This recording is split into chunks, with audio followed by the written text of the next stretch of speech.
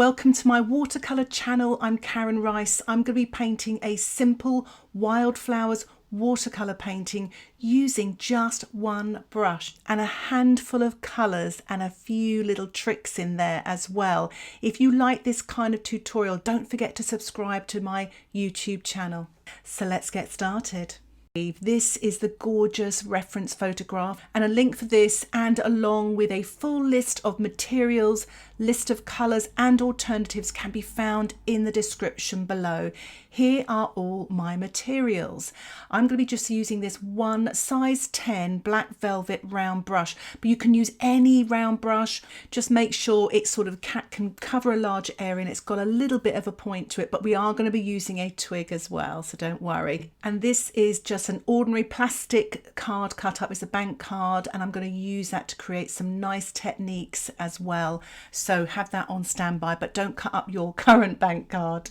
I'm actually using the lid of the core watercolor set, but you can use anything really, as long as it's like almost like a white dinner plate, an old white dinner plate that is, a butcher's tray, anything to create a palette. I'm using a trio water pot here, but even a jam jar will do, anything like that. But I'm just going to use one section in order for you to be able to have a good clearer view of this painting demonstration. I'm using tubed watercolor. You can use pans, opera rose, you can use permanent rose. I'm using ultramarine, you can use cobalt blue, and I'm using Hansa yellow light, you can use cadmium yellow, and I'm going to be using Quinacridone gold, but you can use raw sienna. If you notice, these are three primary colours plus that Quinacridone gold, which is almost another primary. I'm using one of my favourite papers, Saunders Waterford, and it's white, it's cold pressed, 300 grams, and it's on a block, as you can see here, which I quite like because it keeps the paper from buckling. It's not perfect, but it does keep it, but it's actually gummed all the way round, as you saw at the top there. You can actually put your palette knife through there and remove the paper at the end of the painting. What I'm going to do is put some framing tape, or you can use masking tape, around the edge just to give a really nice white border. And I'm also using my twig, and I'm sharpening the twig. This is twig from the garden with my pencil sharpener, so it's got a lovely point. And I'm using my HB pencil to do the first bit of drawing, which is just really plotting in the horizon line. So I'm actually wetting the paper now. I've mixed up some colours. For those of you that want to see a longer tutorial with lots more explanations about my tips and techniques and a downloadable drawing template, why not check out my Patreon membership? And you can just click the link in the top right hand corner, or there is more details in the description. But I'm just soaking this paper with just that one brush all over the paper. And now what I'm doing is I'm using some of the Hansa yellow light, and I'm sort of drawing around the sun area with the size 10 brush. I'm not going to change this brush, and it's just to leave the light. That's our light source, and I'm using a little bit of very watered down Quinacridone gold, painting wet on wet this first stage. If this goes wrong, don't panic. You can just wash it off under the tap and begin again. The first stage in a watercolour painting always seems a little bit scary, but actually you can wash the washes off, so it's brilliant. So I put a little bit of warmer shade in the sky there, wet into wet, and I've also painted a little bit of violet, that's the ultramarine, and the pink, and I'm sort of painting it damp into damp, so the paint isn't as wet now, and you can take the excess off on your paper towel as well. I'm just sort of painting some of those warmer clouds now around the sun area, and having some cooler sky going towards the horizon, still painting wet into wet. I'm just finishing off now this sort of horizon area. I'm putting a tiny bit damp into damp here, just going across the sun area, and I'll allow my painting to dry. So again, I'm using this size 10 brush and just wetting the foreground where all the flowers are going to be. And I've mixed up some pretty sort of, pinky sort of shades, using the opera rose and the ultramarine mixed with the opera rose. And I'm going to paint the wildflowers wet into wet. I won't paint any of the greenery yet because I don't want them to mix together because they'll get a little bit muddy.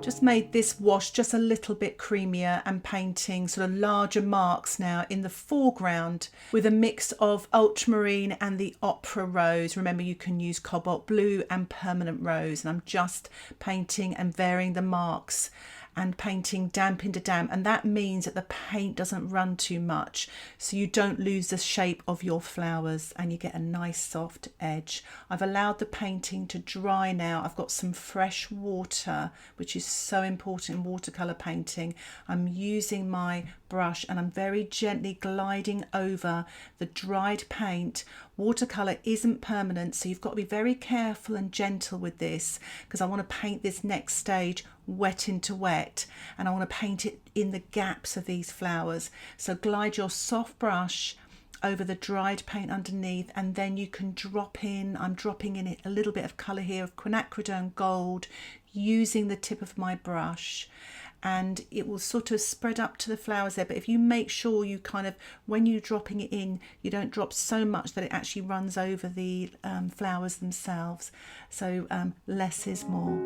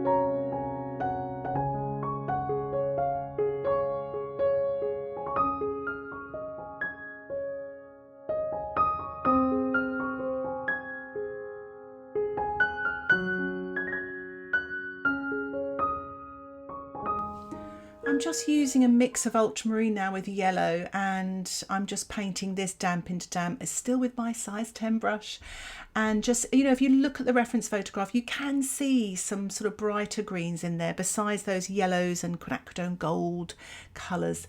I'm just painting this in here, wet into wet still, but if your paper's dried off a little bit, don't worry, it can be damp into damp or damp into wet, whatever, you know, the process is. What I would suggest is always make sure that your brush, the consistency of liquid on your brush is the same as what's happening on your paper. So you don't want to put wet into a drying wash, because you're going to get those cauliflowers and back runs. And what I'm doing now is I've mixed up a really creamy ultramarine and yellow, and I'm just painting some stronger grasses now, sort of in tonal value, in the foreground, just to create some depth in our painting.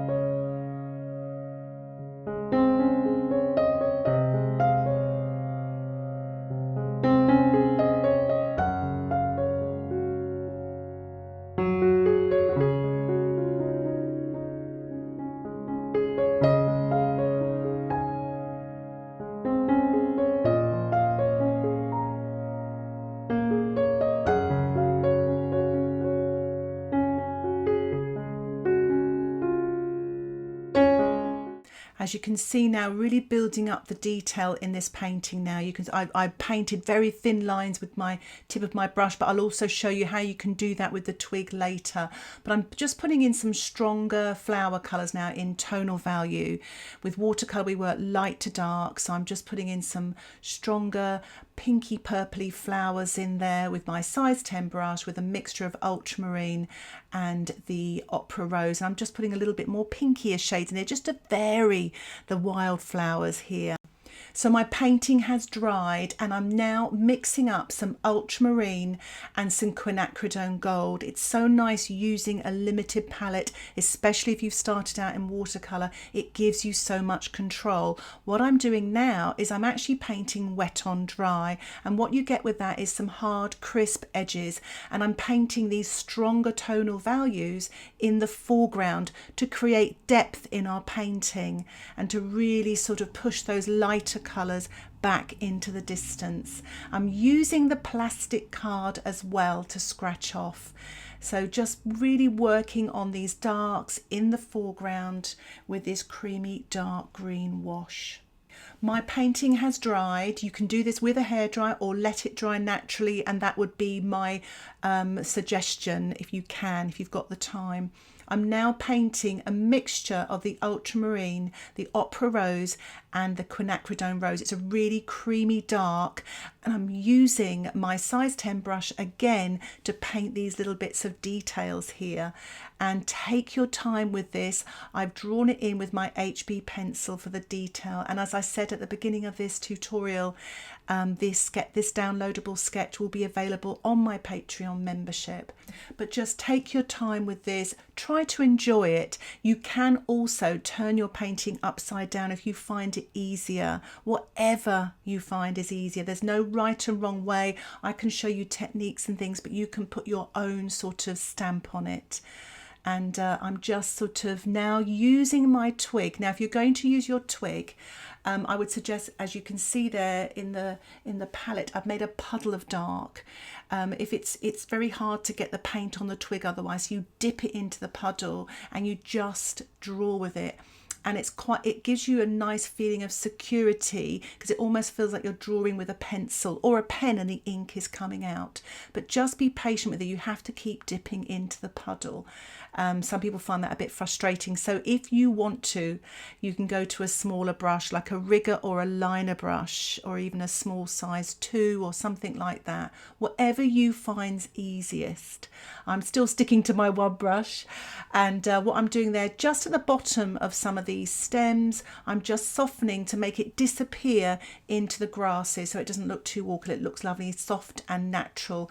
And I'm going back in again with my twig to finish off the details.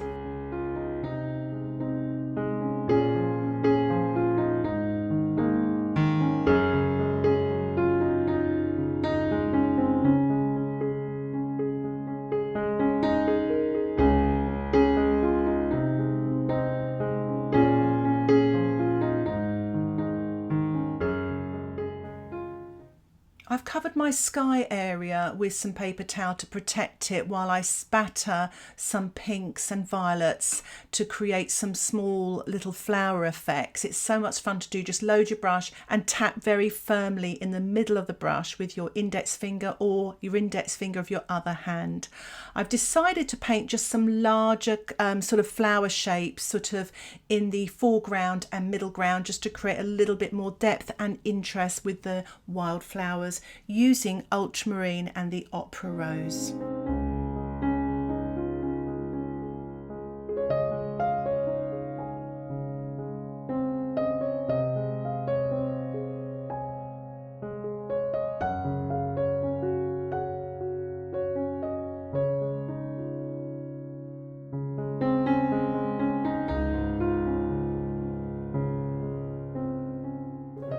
As you saw there, I added some white paint to my mix of pink and blue to create some lighter tones, and now I'm spattering that with my brush, wet on dry, and I'm actually spattering some green as well, just to finish off with textures and details and lights and a few darks.